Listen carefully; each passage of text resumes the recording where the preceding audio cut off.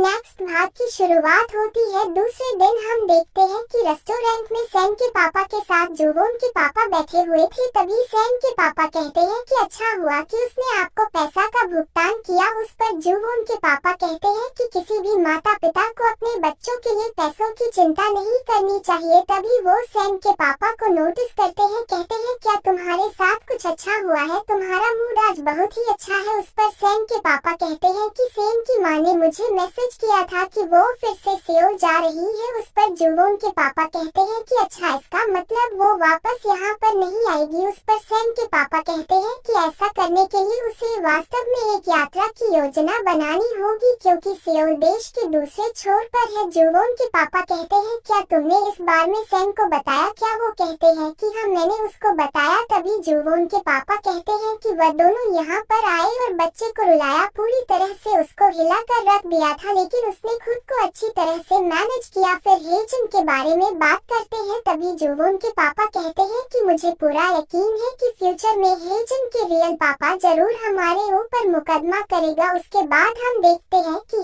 हेजन अपने पापा के साथ बैठा हुआ था, लेकिन वह अपना फेस दूसरी तरफ करके बैठा था। तभी वह उनके पास कुछ टेम्पलेट थे, उन्हें हेजन की तरफ करके कहता है क्या प्लीज इसे देख सकते हो क्या? लेकिन हेजन देखने से मना करता है और दूसरी तरफ देखने लगता है। ये देखकर उसके पापा सैड हो जाते हैं और कहते हैं कि क्या मैं यहाँ से चला जाऊँ? फिर कहते हैं मैं चला जाऊँगा, लेकिन मुझे तुम्हारी याद आती है, सोने के लिए जाओ। तभी तुम्हारी याद आती है और जब भी मैं कुछ अच्छा सा खाता हूँ तो तुम्हारे बारे में सोचता हूँ। उसकी बातें सुनकर हेजन को हंसी आती है। उसके पापा कहते हैं कि क्या तुम्हें नहीं लगता है क्या खून पानी से बहुत ज्यादा गाढ़ा है क्या? तभी हेजन कहता है कि जब हम पहली बार मिले थे तो आपने कुछ ऐसा ही कहा था, मैं दोबारा इसके चक्कर में नहीं पड़ूंगा। और वहाँ से जाने लगता है। तभी उसके पापा उठ जाते हैं और उसे कहते हैं कि अरे आप किसी भी चीज के चक्कर में नहीं पड़े, और उसका हाथ पकड़कर उसे रोक देते हैं और कहते हैं कि सच में तुम्हारे पापा बहुत ज्यादा सीरियस है। उस पर वह अपना हाथ उनके हाथों से छुड़वा लेता है, उनके ऊपर चिल्लाते हुए कहता है कि आपने अपनी प्रॉपर्टी की सुरक्षा के लिए मेरा पता ढूंढा है। उस पर उसके पापा कहते हैं कि ये उससे पहले की बात है जब मैंने तुम्हें वास्तव में देखा था, मैं तुम्हारा पापा हूँ। उस पर हेजन कहता है कि आप कैसे भूल सकते हो, आपने मुझे छोड़ दिया है, आपने मेरी माँ और मुझे छोड़ दिया था, और आप तो यह सब कैसे कह रहे हो? उस पर उसके पापा को समझ में नहीं आता कि वो उसे क्या आंसर करे। उस पर वह कहता है कि तो फिर मुझे क्या करना चाहिए, मैं तुम्हारे सामने बेग करूँ? तभी वहाँ पर हेजन का बास्केटबॉल का पार्टनर भागता हुआ आता है और कहता है इतना वक्त क्यों लग रहा है, ऐसी क्या बातें कर रहे हो, यहाँ से चलो, तुमसे मिलने के लिए कोई सियोल से आया है। उस पर हेजन कहता है कि मैंने पहले ही कहा है कि जो बच्चे सियोल में पढ़ने के लिए जाना चाहते हैं उस बच्चों को उनसे मिला दो और उनको खेलने के लिए कहो। उस पर उसका फ्रेंड कहता है कि अपना मुंह बंद करो और यहाँ से चलो। तभी उसके पापा खुद से कहते हैं कॉलेज। उसके बाद हम देखते हैं कि बच्चे बास्केटबॉल की प्रैक्टिस कर रहा थे और वहाँ पर दो लोग बैठे हुए उनका खेल देख रहे थे। तभी एक लड़का गोल करने के लिए जाता है लेकिन कर नहीं पाता है। हेजन उसे कहता है कि फोकस करो और खेलो, फिर वह खुद अच्छे से गोल कर देता है। तभी वहाँ पर बैठे दो लोग आपस में बातें करने लगते हैं कि 10 नंबर का जो लड़का है उसका नाम कांग हेजन है। दूसरा आदमी उसे बताता है कि वह पासिंग और शूटिंग में बहुत ही अच्छा है, उसके पास बहुत ही अच्छी स्किल है, आगे जाकर वो प्रो हो सकता है। तभी हम देखते हैं कि उन दोनों लोगों के पास हेजन के पापा आ जाते हैं और उनके पास बैठकर उनकी बातें सुनने लगते हैं। तभी वो लोग कहते हैं कि हम नहीं बता सकते क्योंकि वह देश में फंस गया है, माइंड जो विश्वविद्यालय होते ही वह गायब हो जाएगा, वही एकमात्र अच्छा लड़का है। तभी हेजन के पापा उनके हाथों में प्लेयर की लिस्ट थी, उसको देखते हैं। उस लिस्ट में हेजन का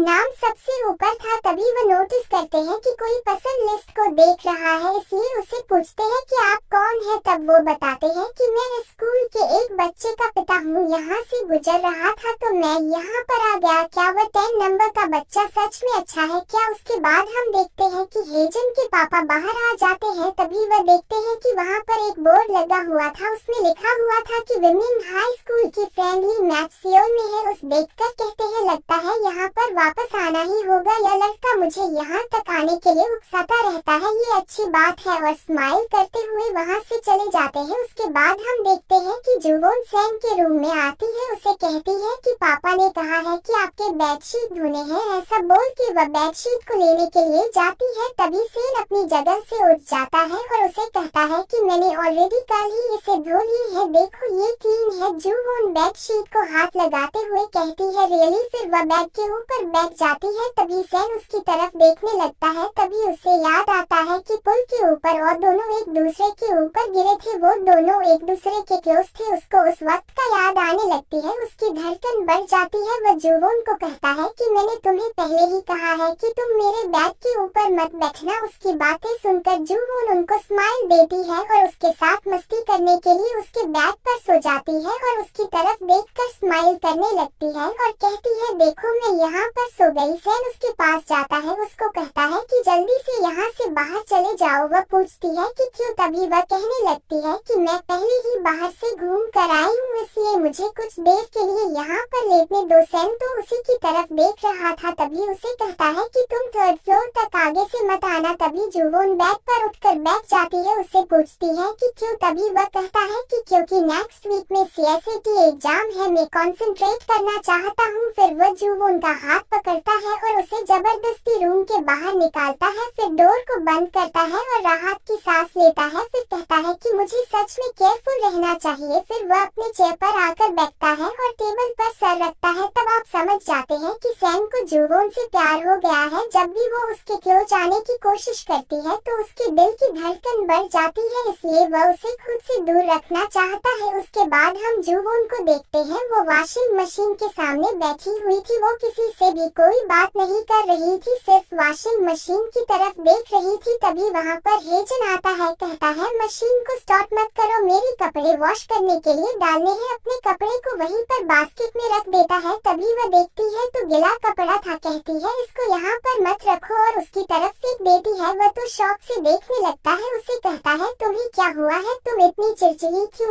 जूवोन कहती है कि तुम्हें लगता नहीं है कि सैन का आजकल बिहेवियर चेंज हो गया है। उस पर हेजन उसके पास बैठा हुआ कहता है कि वह पहले से ही ऐसा ही है, अब थोड़ा और खराब हो गया है क्योंकि वह अपने सीनियर ईयर में है। तभी जूवोन कहती है सैन ऐसे सोचता है कि वह बाकी सबसे ऊपर है क्योंकि वह सीनियर है। दूसरे दिन हम देखते हैं कि जूवोन क्लास में जाते वक्त खुद से कहती है कि मैं सीएसएटी एग्जाम खत्म होने तक इंतजार नहीं कर सकती। तभी वो जाते वक्त अपने क्लास के एक लड़की के पास रुक जाती है और देखती है वो क्या कर रही है। तभी उसे कहती है कि आप उन प्रश्नों को आसानी से हल कर रहे हैं जिन्हें आप पहले हल नहीं कर सकते थे, क्या कोई टीच कर रहा है? वह कहती है कि मेरा फ्यूचर बॉयफ्रेंड सीएसएटी एग्जाम दे रहा है। उस पर वो कहती है क्या तुम्हारा नया बॉयफ्रेंड, लेकिन तुम्हारा ब्रेकअप कब हो गया? उसकी फ्रेंड बताती है कि वो मुझे छोड़कर भाग गया, फिर मैंने दूसरे ही दिन बॉयफ्रेंड बनाया। जूवोन कहती है इतनी जल्दी हो गया? तभी वो लड़की कहती है कि लाइफ की हर इम्पोर्टेंट चीज बहुत जल्दी होती है और हमें उसमें खुश रहना चाहिए। उस पर जूवोन वो निकाल रही डिजाइन देखकर कहती है कि क्या मुझे भी ये बनाना चाहिए? वो टैलिस्मन गुड लक था। वो लड़की अपने बॉयफ्रेंड के सीएसएटी एग्जाम के लिए उसे गुड लक बोलने के लिए उसे बना रही थी। उसके बाद हम देखते हैं कि जूवोन पाकडाल के साथ बैठकर टैलिस्मन गुड लक बनाने